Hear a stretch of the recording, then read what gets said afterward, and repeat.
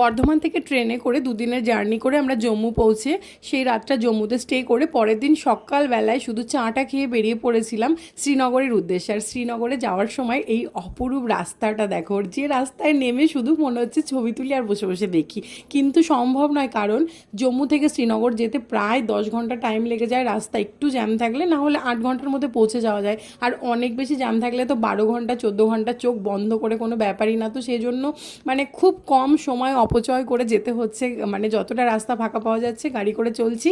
আর মাঝখানে যখন একটুখানি খিদে পাচ্ছে, মানে বাথরুম যেতে হবে বা কিছু খেতে হবে, সেই সময়টা দাঁড়ানো হচ্ছে। আর এইটা একটা স্পট যেখানে আমাদের দাঁড়ানো হয়েছে, মেনলি হচ্ছে এখানে চাটা খাওয়ার জন্য আর একটু বাথরুম যাওয়ার জন্য।